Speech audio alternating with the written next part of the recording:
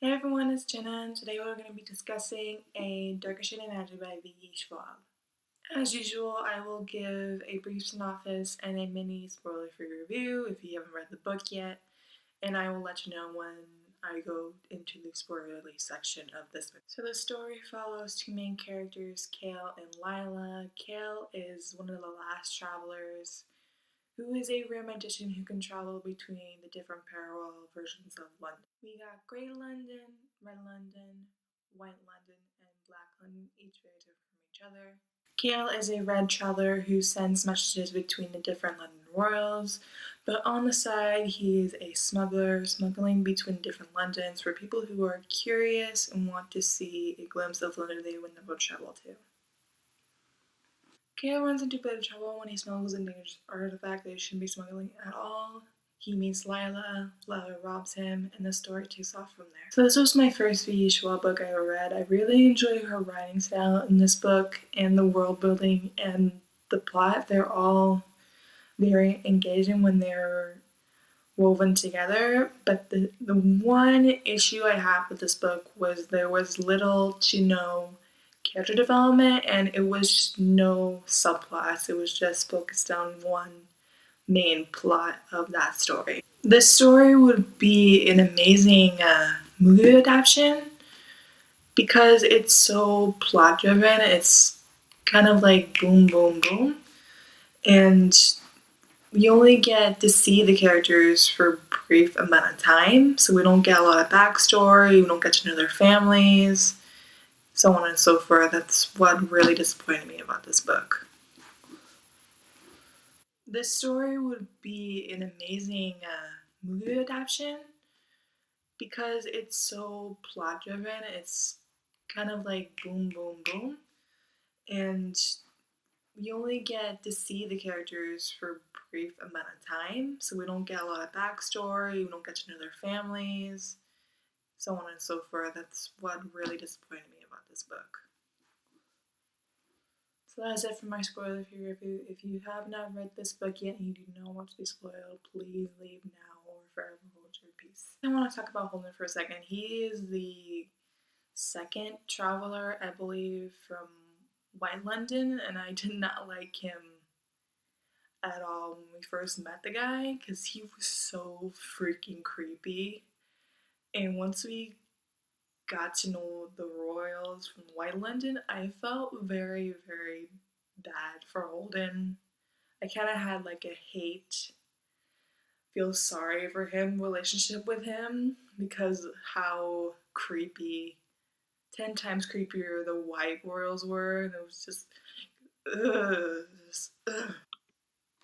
So I kind of want to talk about Kale for a minute or two. Kale has been dealing with this inner turmoil of feeling like a possession ever since he was very, very young. He was brought in by the Red Royals when he was 5 years old, and he's felt like a possession ever since that he's been with them, and I don't think that's the case. The Red Royals do treat him like their son and their family, which is something I really do enjoy.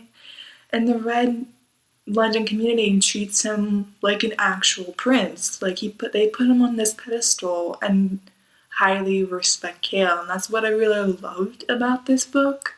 Because a lot of writers tend to make the adopted child or the stepchild like they're scraping on the bottom of their shoe, or they disrespect them and treat them as a servant, and that really, really annoys me because that's like the Cinderella trope cliche, and that particularly pisses me off and forces me to put the book down. Even though Kale is highly respected as a royal and one of the last Antares in existence, he's still dealing with the inner turmoil of why his parents gave him up at a young age and why he has this faded tattoo on his arm, and he feels like he's still a possession, and his brother feels like, why do you feel this way? Have we not been providing for you? Of course you've been providing for the boy. It's just how he feels is very complex and it's not easy to deal with. I thought the relationship between Kale and Reese's relationship was very, very strange. And when Kale's brother died and Kale brought him back with the Black Stone and bonded his life to Kale's, it didn't settle well for me, and I didn't feel any remorse for Kale's brother when he died because I didn't see any development in the bond or any of the relationship development within the characters, so it was very unsettling for me. When Kale explained to Lila that he saved his brother from being kidnapped and he killed all his captors, it was just one single memory and one single flashback. That was not enough for me to relate to the characters or bond with those characters. Speaking of Lila, I kind of had a love-hate relationship with her because I felt that she was very tropey. She was like a typical thief who was an orphan and she had a hard life. I'm like, I get you had a hard life and that you're somewhat of a badass, but it didn't make sense to me, and I felt like the author wanted to be Lila, but it just didn't feel realistic to me. And that man was trying to be killer when we first met her. She killed him right away. But when she faces the White Queen, she can't fight against her without magic, and it just didn't make sense to me. Bella goes to White London to visit the rulers. I thought it was so messed up and so freaking creepy at first. And the way the king uses magic to control people's bodies and control their minds by just using a certain blade on them. It's just so freaking horrifying. And I felt so bad for Holden. At the same time, I hate the guy because he's the other Antari that we meet in the story. But he and the rulers of White London fought against each other for the throne. But the king used his ability against Holden to make him a servant. Basically starving of magic because it lives right next to Black London, and Black London destroyed itself because of its magic. And the rulers drink Holden's blood just so they can have magic, and it's freaking terrifying. I didn't like it at all, and it was just it gave me chills. I hated it. Then Cal leaves White London drunk, and before he leaves, this random woman, gives him a package to send to Grey London. He heads to Grey London, he meets Lila, Lila pickpockets him, and he finds out that the package that the lady gave him was the Black Rock from Black London. Goes after Lila to steal the rock back. He steals it back. Holden goes after Lila. Kale saves her, and then Lila saves Kale from Holden.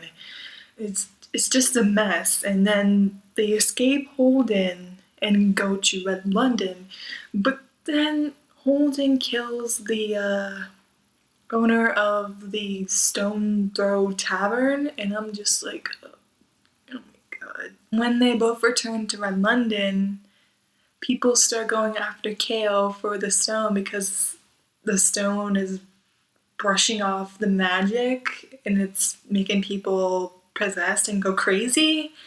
And then there's missing posters of Kale all over the city. Their main objective is to get a token from White London in order to travel to Red London because they have to go to each London in order to head back to Black London to return the stone. And it's completely demolished by Holden, of course, so they have to go to a pawn shop where Kale gave the pawn shop owner a token from White London. And once they head to the pawn shop, the missing posters all over the city. You have to touch the button, like it's like a touch screen or something like that, and you have to press the button and say, "Oh, I found the missing person. Come to this location." And the pawn owner reported him. So with no way out, Lila has to hide somewhere in the pawn shop while the freaking guards storm in and take Kale. Kale goes in the carriage willingly without any fuss. But then one of the guards drugs him and knocks him out. Let's go back to the beginning of Red Royal for a second, where Holden gives a present to Kale's brother for his 20th birthday, his early birthday, something like that. And it's a necklace for him, and he's like, we're not supposed to accept gifts from outside of our London, right? And Holden's like, oh no, it's not outside of our London, it's fine, it's absolutely fine. No, it's not. So Kale's back at the Red Palace in Rye's room, and we see Rye, but Rye is possessed by the White Queen because he's wearing that stupid necklace that Holden gave him. And apparently she's controlling practically the whole palace in the royal family, and I really got confused with that because I thought the necklace only worked on Rye, but apparently it's working on the guards, Kale and Rye's parents. It was absolutely confusing. And then when Wildless saves Kale, the queen forces Rye to stab himself, and then they escape and they take him to this temple to heal him. And like I said in the beginning of my spoiler section, Kale binds his life to Rise. That way, if Kale dies, Reese dies, so their kind of life is linked together in some way. I thought that was I don't know. It didn't feel realistic to me because there was no development in this at all. Before they were able to escape Redland and they run into Holden, Kale and Holden fight each other, and then Kale stabs Holden in the chest, and Holden actually lets him hurt him, and he's looked relieved in a way. And then Kale carries Holden and Lila to White London, and he leaves him in front of the White Palace, and they go to fight the rulers, and Kale kills both of the rulers, and Lila is practically offensive against the White Queen, which pissed me off. So once the White rulers are defeated, the freaking magic in the Black Stone tries to take control of Kale, and so Kale becomes his new vessel in a way. And I thought the freaking magic thing was absolutely horrifying. It was 10 times, 100 times creepier than actually Holden and freaking White Rulers combined. It was like a dark, evil, cold spider crawling all over your body. It was just like, ugh. Just no. No. After Kale destroys the magic within the stone, they both head back to Red London and they go their separate ways. At the end of the book, Lila finds her own ship and she starts sailing away to go on her own adventure, and it was such an amazing plot and it's such an amazing world building. It's just, I hope Victoria works on the characters a little bit more so we can actually develop a relationship with them. So that is it for the Darker Shade of Magic book talk. If you guys have read this book, you should guys let me know below what you thought about this book. I make new videos every Monday and Thursday. If you are new here, thank you so much for stopping by. And click subscribe if you want to be notified for when I post new content. And I will see you guys with a new one next time. Bye.